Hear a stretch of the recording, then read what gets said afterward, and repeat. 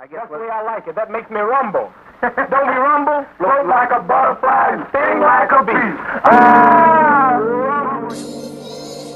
bee. You can visibly see a deterioration in lots of great fighters all the way from the start to the end of their career.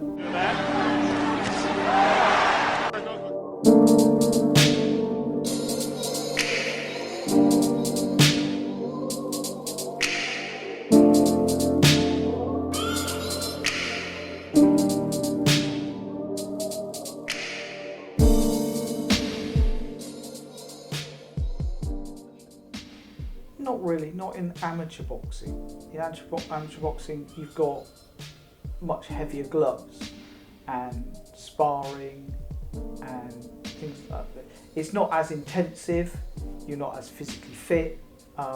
So the gloves are so heavy that you're not making really heavy contact. He's definitely hurt. 3 minutes to go. Here at 15, but we're to the last 3 minutes of the fight. Time out, he's proven he's trying to do that. I think it's easily noticeable in most of Ali's late fights that there's something not right with him. Certainly the Shavers fight, he looks... Ali was always looked very physically strong all the time. But towards the end, he looked like he was putting on weight. He looked like he was shaking strangely. He looked like he shouldn't be allowed to box. There's lots of boxers have looked like that. Thomas Hearns looked considerably different towards the end of his career. His speech was very strange. Lots of great boxers. Sugar Ray Robinson was allowed to box on for a long time. Jake LaMotta should have been stopped earlier. Lots of boxers where you think that, you know, people just call it punch drunk, but actually there was something physically wrong with people, and people were just allowed to box for much longer.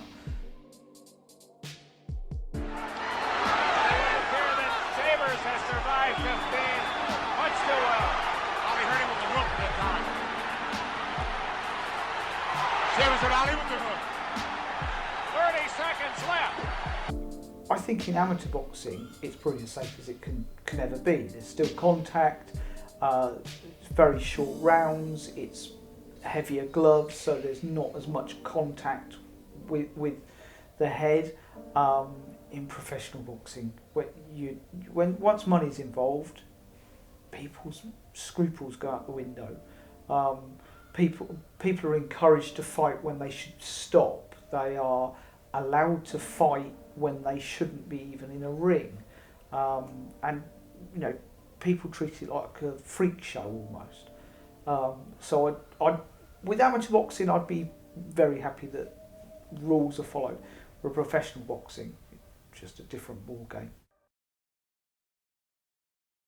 Of a great athlete demands respect, confidence, conviction, dedication, generosity, and spiritual strength. These virtues are represented here for us tonight by Mr. Muhammad Ali. In boxing and in other contact sports, a repetitive, small sort of insult to the head will lead to, over time, a condition known as chronic traumatic encephalopathy, which is just where lots of times the brain is hit very gently. The brain is suspended in fluid inside the skull. As the skull moves very quickly, the brain will be hit by the side of the skull. Small bits of damage will occur, which will then just cause those brain areas which have basically been bruised to start to die off. And some of those tissues around the front and the front 2 quarters of them and the sides of the brain behind the temples are associated with deciding how to move, planning movements, and coordination, as well as things like memory. And so conditions associated with it are conditions of memory and movement, so maybe Parkinson's, dementia. Really the crucial action in boxing would be targeted strikes to the jaw.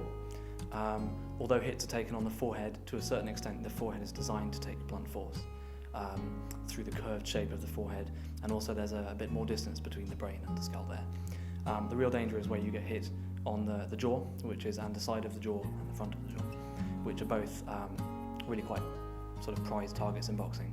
And the problem there is a whiplash effect, where you're hit and the force isn't transferred all in one go, but you get a sort of delayed movement of the jaw as it's free floating, and then that movement's transferred into the brain, and the brain will move back and forth in its fluid several times, coming into contact with the edge of the skull several times, and damage is going to be accumulated that way.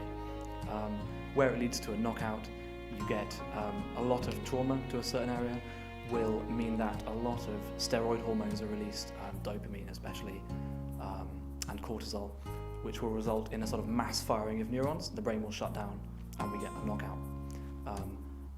Memory will be lost of those events usually, and that just shows you the damage to the memory area. There is a risk from genes as well. There's a gene that's been identified known as the C4 gene, which has been identified as one which influences the build-up of certain plaques and also the rate of deterioration of some neuron cells. And so if you have this gene, you're predisposed anyway, but certainly there will be an interaction between that and the injury you take in a combat sport, which will make it worse. It will sort of accelerate the condition. So maybe you wouldn't have got it at all, or you would have got it much later in life, but you're getting it sooner because of injuries. There's actually a relatively poor link between blunt force trauma and dementia as a sort of this causes the other. What we're saying is that sort of small insults over time build up to create a condition of vulnerability to the disorder. So a theory would suggest that the number of punches you take is related directly to your risk of developing the disease. But studies that have looked into it have been actually they haven't really established that sort of a valid link between the two, because the only measure they have of the number of punches taken would be something like the number of fights somebody had, and from that they're then inferring the amount of training the person's taken. So without actually following all the competitors through their entire life, it's impossible to know. So a lot of boxers will train quite hard. They might get knocked out in training. They're taking hundreds of punches to the head in training, and these things are not really being considered by studies. So the link hasn't been really established in a concrete sense, but there certainly is. It would make sense that the link is there, and research is pointing that way. There's an argument about different sorts of gloves as well. So boxing gloves, typically like 16-ounce gloves, quite large, and there's an argument that taking lots of small hits will lead to a slow degeneration, which ends up in these conditions. Whereas if you're using the 4-ounce gloves in MMA or kickboxing, or taekwondo or sort of those sorts of sports, because the gloves are much smaller, the idea is that you would get knocked out much sooner and then take one big hit as opposed to many small hits.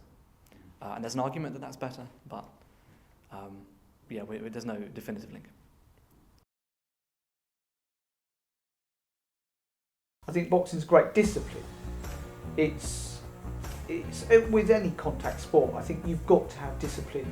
It's good for your self-esteem, it's good for your fitness, and I think anything that you're putting physical effort in is good for your well-being in general. I've seen lots of examples where someone will come into a gym very undisciplined, and they would be put in a ring with someone who was perhaps a lot smaller than them, and they would box rings around them because they had more discipline, they had more control, and the person that's coming in is windmilling away, and they'll learn that. They'll learn control. They'll learn to be able to control their body better. Hopefully, you learn to be able to control your temper and your anger as well. It's very good for that with people that have got. And it's also sort of, a release for your anger. You go in, you punch a bag. You don't go home and punch other people. I think in terms of self-esteem, you can build your self-esteem with something like boxing. You learn.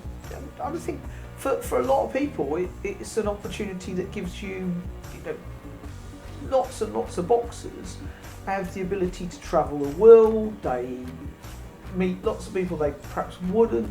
They have the opportunity to make fantastic amounts of money.